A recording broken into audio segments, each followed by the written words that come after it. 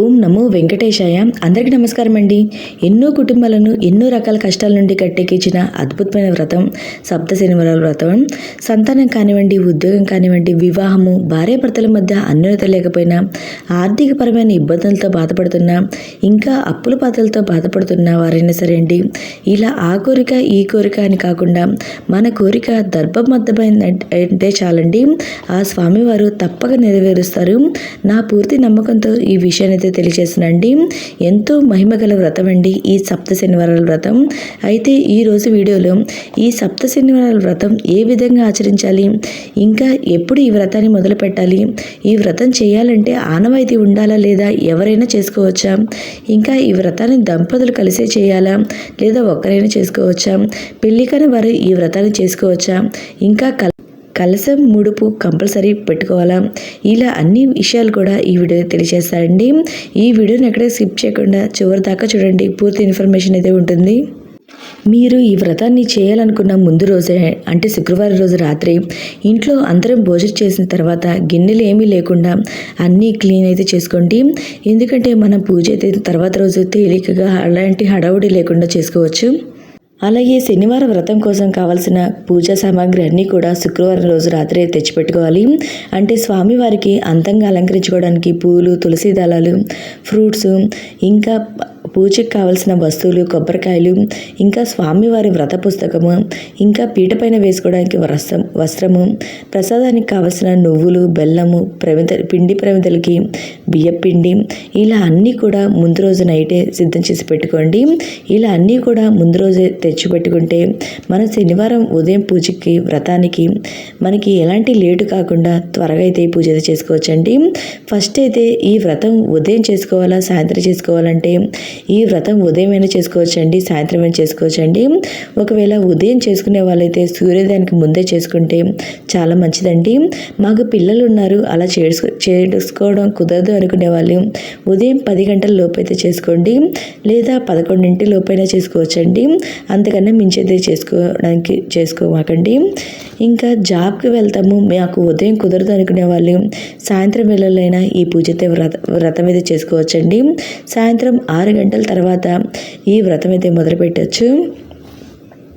ఇంకా తెల్లవారుజామునే నిద్రలేచి ఇంటిని వాకిల్ని అంతా శుభ్రం చేసుకొని తలంటి స్నానం ఆచరించి నిత్య పూజకి మనం తలస్నానం చేయకపోయినా పర్వాలేదండి, కానీ వ్రతం కాబట్టి తప్పనిసరిగా తలంటి స్నానం అయితే చేయాలండి. ముందుగా మనం ఇంట్లో ఏ వ్రతం చేసుకున్నా ఎటువంటి పూజ చేసుకున్నా సరే ముందు మనం నిత్య పూజ చేసుకోవాలండి. ఆ తర్వాత అయితే మనం వ్రతాన్ని అయితే ప్రారంభించాలి. ఈ విధంగా వెంకటేశ్వర స్వామి, లక్ష్మీదేవి ఉన్న ఫోటోని అయితే పెట్టుకొని పూజ అయితే చేసుకోవాలండి.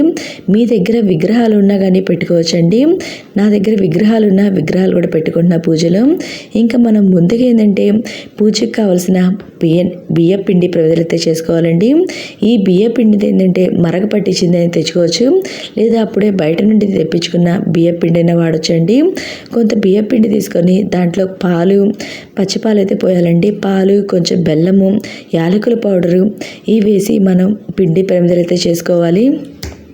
దీపాలు వెలిగించుకుంటే చాలా మంచిదండి. ఈ పిండి దీపాలకు సంబంధించి చాలామందికి చాలా సందేహాలు అయితే ఉన్నాయండి. ఈ దీపాలు ఎన్ని వెలిగించాలి, ప్రతి వారము 7 వెలిగించాలా, లేదా వారానికి ఒకటే చొప్పున ప్రతి వారం ఒక్కొక్కటిగా పెంచుకుంటూ ఉండాలా, ఇలా చాలా డౌట్స్ అయితే ఉన్నాయండి. అవి మీ ఇష్టం అండి. కొంతమంది ఏంటంటే ఫస్ట్ వారమేమో ఒక దీపం పిండి ప్రమిదను వెలిగిస్తూ ప్రతి వారానికి ఒకటిని పెంచుకుంటా 7వ వారానికి 7 పిండి ప్రమిదలు అయితే వెలిగిస్తారండి. మరి కొంతమంది ప్రతి వారానికి 2 పెట్టి 7వ వారం 7 పెడతారండి. నేనైతే మీ ఇష్టం ఎలా అయినా పెట్టుకోండి. నేను ఎక్కడైతే ప్రతి వారం కూడా 7 పిండి ప్రమిదలు అయితే చేసి పెట్టుకొని దీపారాధన అయితే చేసుకుంటున్నా అండి. అది ఎవరికి ఇష్టం వాళ్ళదండి. మీకు వీలుని బట్టి మీరు ఎన్ని పెట్టుకోగలిగితే అన్నైతే పెట్టుకోండి. తర్వాత స్వామివారి నైవేద్యం కోసం పచ్చి చలిమిడి అయితే చేసుకోవాలండి. కొంచెం బియ్య పిండిలో యాలకుల పొడి, బెల్లం, ఆవు పాలు పోసి పచ్చి చలిమిడి అయితే తయారు చేసుకోవాలండి. ఇక తర్వాత చిమ్మిలి ఉండలైతే తయారు చేసుకోవాలండి. కొంచెం నువ్వులు తీసుకొని మిక్సీ జార్లో వేసుకొని దానిలో కొంచెం బెల్లం తురుమును యాలకుల పొడి వేసి అవి మిక్సీ పట్టుకొని 7 ఉండలుగా అయితే చేసుకోవాలండి. ఇలా అన్నీ సిద్ధం చేసుకున్న తర్వాత మనం వ్రతం పూజ దగ్గర అయితే కూర్చోవాలండి. ఎందుకంటే మనం పూజలో కూర్చున్న తర్వాత లేవకూడదండి. పూజ అయ్యేంతవరకు కూర్చొనే ఉండాలి. అన్నీ మీకు కావాల్సినవన్నీ ముందుగానే సిద్ధం చేసి పెట్టుకొని ఈ పూజలు అయితే కూర్చోండి. మీరు ఎక్కడైతే పూజ చేయాలనుకుంటున్నారో అక్కడ మన పసుపు రాసి అష్టదళ పద్మ ముగ్గు వేసుకొని పీఠం ఏర్పాటు చేసుకోవాలండి. ఆ పీట పైన కూడా ముగ్గు వేసుకొని ఒక క్లాత్ అనేది వేసుకోవాలి. ఈ క్లాత్ అనేది పసుపుది కానీ వైట్ది కానీ అనేది వేసుకోవచ్చండి. నేను ఇక్కడ ఒక క్లాత్ అయితే వేసుకున్నా. ఆ క్లాత్ పైన 3 గుప్పెల బియ్యం వేసుకొని వాటిపైన పసుపు కుంకుమ అక్షింతలు చల్లుకొని స్వామివారి చిత్రపటం అయితే పెట్టుకోవాలండి. స్వామివారు అలంకరణ ప్రియుడు కాబట్టి మీ దగ్గర ఉన్న పుష్పాలతో మీ దగ్గర ఉన్న తులసి దళాలతో చక్కగా స్వామివారికి అలంకరణ అయితే చేసుకోండి. అలాగే కలశం ఆచారం ఉంటే కలశం పెట్టుకుని పూజ చేసుకోవచ్చండి. నేను ఇక్కడ కలశం లేకుండా పూజ చేసుకుంటున్నాను అండి. కలశం లేకుండా పూజను ఆచరించవచ్చు. ఇంకా ఈ వ్రతం చేసే వాళ్ళు బ్రహ్మచర్యం అయితే పాటించాలండి. ఈ రోజు ముందు రోజు అంటే శుక్రవారం రోజు నుండే మనం బ్రహ్మచర్యం అయితే పాటించాలి. ఈ వ్రతం చేస్తున్నాం కాబట్టి ముఖ్యమైనదండి. ప్రతి పూజలో వ్రతంలో చేసినట్లుగానే ఈ వ్రతంలో కూడా ముందుగా మనం గణపతికి పూజ చేసుకోవాలండి. అందుకు పసుపుతో చేసిన గణపతిని కూడా సిద్ధం చేసుకోవాలి. అంటే ఒకవేళ మీ దగ్గర గణపతి విగ్రహం ఉంటే అదైనా పెట్టుకొని గణపతి పూజ చేసుకోవచ్చండి. ఒకవేళ విగ్రహం లేదు అనుకుంటే పసుపుతో గణపతిని అయితే తయారు చేసుకోండి. దగ్గర స్వామి అమ్మవార్ల విగ్రహాలు ఉంటే అవైనా పెట్టుకున్నాండి. మీరు కుదిరితే పంచామృతాలతో అభిషేకం చేసుకున్న చాలా మంచిదండి. విగ్రహాలకి అభిషేకం అయితే చేసుకోవచ్చు. మనం ముందుగా దీపారాధన అయితే చేసుకోవాలండి. ముందుగా ప్రమిదలలో మనం దీపారాధన అయితే చేసుకోవాలి. ఒక దాంట్లో 3 ఒత్తులు వేసి ఒక దాంట్లో 4 ఒత్తులు వేసి ఇలా 7 ఒత్తులుగా మనం దీపారాధన అయితే వెలిగించాలి. తర్వాత మనం పూజనైతే ప్రారంభించిన తర్వాత పిండి ప్రమిదలు అయితే పెట్టుకోవాలండి. నేను ఇక్కడ ముందుగా దీపారాధన అయితే చేసుకున్నాను. నా దగ్గర శంకుచక్ర దీపం ఉంటే అది కూడా పూజలు అయితే పెట్టుకున్నా అండి. ఒకవేళ మీరు ముడుపు కట్టుకునైనా ఈ పూజ అయితే చేసుకోవచ్చు. ముడుపు లేకుండా అయినా పూజ చేసుకోవచ్చు అండి. నేను ఇక్కడ ముడుపు లేకుండా అయితే పూజ చేసుకున్నాను. ఒకవేళ ముడుపు కట్టుకునే వాళ్ళైతే ఎలా కట్టుకోవాలంటే ఒక పసుపుది వస్త్రం అయితే తెచ్చుకోవాలండి. లేదా పసుపు దొరకపోతే తెల్లదైన తెచ్చుకొని వాటిని పసుపు నీటిలో ముంచి వాటిని ఆరబెట్టిన తర్వాత ఆ క్లాత్ని మనం ముడుపు కట్టుకోవాలండి. ఆ క్లాత్కి గంధం కుంకుమ బొట్లు పెట్టి మీ మనసులో ఉన్న కోరికను స్వామివారికి చెప్పుకుంటూ మనసులో స్వామివారిని తలుచుకుంటూ కొన్ని అక్షింతలు తులసి దళాలను 7 ఖర్జూరాలు 7 యాలకులు 7 లవంగాలు దక్షిణగా 11 రూపాయలు కానివ్వండి 21 రూపాయి కానివ్వండి 101 రూపాయి కానివ్వండి ఇలా మీ శక్తిని కొలిది మన దాంట్లో పెట్టుకొని కొంచెం పచ్చకర్పూరం కూడా వేసుకొని నమస్కారం చేసుకొని ముడుపునైతే కట్టుకోవాలండి.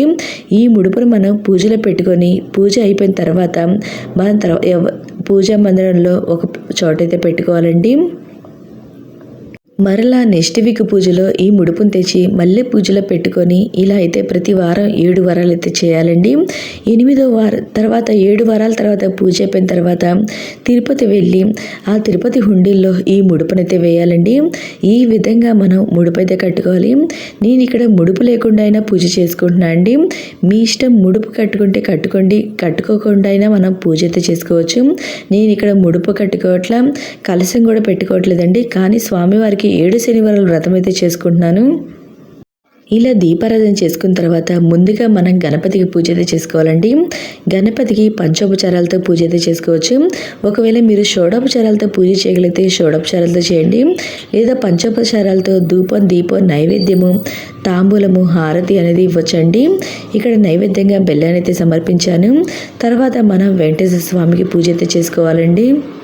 అయితే ఈ సప్త శనివారాల వ్రతం ఎప్పుడు ప్రారంభించాలంటే ప్రత్యేకించి ఏదైనా మాసంలో అయినా ప్రారంభించవచ్చండి. లేదా ఎప్పుడైనా ప్రారంభించవచ్చు. అంటే కనుక ఈ వ్రతాన్ని ఏ శనివారం నాడు ప్రారంభించినా మంచిదే అండి. ముఖ్యంగా శనివారము త్రయోదశితో కలిసి వస్తే ఇంకా మంచిది. లేదా శనివారము ఏకాదశితో వచ్చినా కానీ మనం ప్రారంభించవచ్చండి. లేదా ప్రతి నెలలో వచ్చే మాస శివరాత్రి శనివారంతో కలిసి వస్తే ఆ రోజు కూడా ప్రారంభిస్తే చాలా చాలా మంచిదండి. శనివారం రోజున అమావాస్య అష్టమి లేకుండా చూసుకోండి. గణపతి పూజ అయిపోయిన తర్వాత స్వామివారికి షోడోపచారాలతో పూజ అనేది చేయాలి. షోడోపచారాలు అంటే 16 ఉపచారాలు ఉంటాయి కదండి. ఆ 16 ఉపచారాలతో స్వామివారికి పూజ అయితే చేసుకోవాలండి. అంటే ముందుగా ప్రాణప్రతిష్ఠ చేయడం, ధ్యానం చేయడం, ఆవాహనం చేయడం, సింహాసనం చూపించడం, పాడ్యం, అర్ఘ్యం, ఆచమనం ఇవ్వడం, పంచామృత స్నానము, శుద్ధోదక స్నానము, వస్త్రం, గంధం, అక్షింతలు, పుష్పం ఇలా సమర్పిస్తూ స్వామివారికి 16 ఉపచారాలతో పూజ చేసుకోవచ్చండి. మరి పూజ చేసుకోవాలి. మీ దగ్గర బుక్ ఉంటే ఆ బుక్నైనా చదువుకుంటూ అయినా పూజ చేసుకోవచ్చు. లేదా బుక్ లేకపోయినా కానీ స్వామివారికి అవి సమర్పిస్తా కూడా మనం పూజ చేసుకోవచ్చండి. తర్వాత మన స్వామివారికి మన దీపాలన్నీ వెలిగించుకున్న తర్వాత ఆ దీపాలకు కూడా కొంచెం పసుపు, కుంకుమ, అక్షింతలన్నీ సమర్పించి స్వామివారికి నమస్కారం చేసుకోవాలండి. తర్వాత వెంకటేశ్వర స్వామి అష్టోత్తరం అయితే చదువుకోవాలి. మీ దగ్గర ఉన్న అక్షింతలతో కానివ్వండి, తులసి దళాలతో కానివ్వండి, వాటితో స్వామివారి అష్టోత్తరం అయితే చదువుకోవాలండి. తర్వాత లక్ష్మీదేవి అష్టోత్తరం అయితే చదువుకోవాలి. తర్వాత శ్రీ పద్మావతి అమ్మవారి అష్టోత్తరం అయితే చదువుకోవాలండి. ఇలా చదువుకున్న తర్వాత స్వామివారికి నైవేద్యం అనేది సమర్పించాలి. చివరిగా నైవేద్యం సమర్పించి కర్పూర హారతిని ఇవ్వాలండి. ధూపం అనేది చూపించాలి. ఈ విధంగా మనం సప్త శనివారం రోజున ఈ వ్రతం అయితే ఈ విధంగా తేలికగా సులభంగా పూజ చేసుకోవచ్చు. 7 వారాలు కూడా. ఇంకా ఈ వ్రతాన్ని ఎక్కువగా ఆడవారే చేస్తూ ఉంటారు కాబట్టి ఒకవేళ నెలసరి వస్తే ఎట్లానా అని ఉంటుందండి. ఆ వారం స్కిప్ చేసి తర్వాత రోజు నెక్స్ట్ కంటిన్యూ చేయొచ్చండి. కానీ ద్వితీయ విఘ్నం లేకుండా అయితే చూసుకోండి.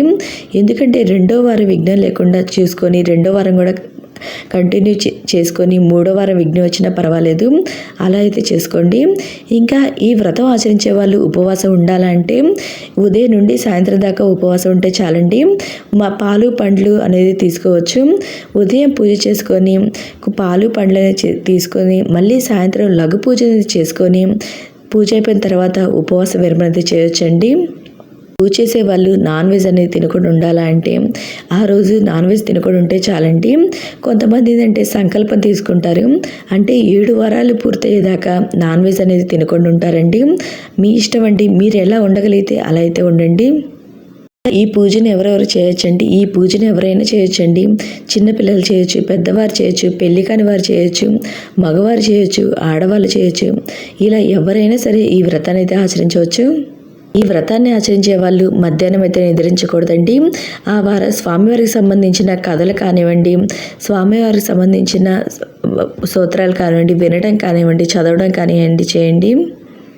ఇలా స్వామివారికి పూజ అంతా అయిపోయిన తర్వాత స్వామివారికి నైవేద్యం సమర్పించాలి.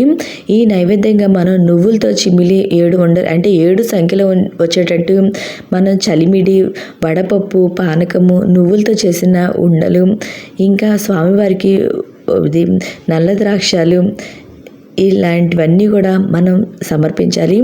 7 రకాలుగా సమర్పించి, అంటే ఫ్రూట్స్ ఇవన్నీ కూడా సమర్పించి చివరిగా నారికేలను సమర్పించి కర్పూర హారతి అనేది ఇవ్వాలండి. ధూపం కూడా చూపించాలి స్వామివారికి. ఈ విధంగా సప్త శనివారాలు ప్రతి వారం కూడా ఈ విధంగా పూజ అయితే చేసుకోవాలండి.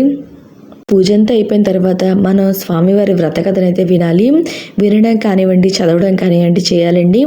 ఒకవేళ మీరు ఈ 7 వారాలు అయిపోయిన తర్వాత ముడుపుని తీసుకొని తిరుపతి వెళ్ళలేమనుకుంటే మీ స్నేహితులు కానివ్వండి, బంధువులు కానివ్వండి ఎవరైనా వెళ్తుంటే వారికైనా సరే ఈ ముడుపునిచ్చి స్వామివారి ఉండిలేమని చెప్పొచ్చండి.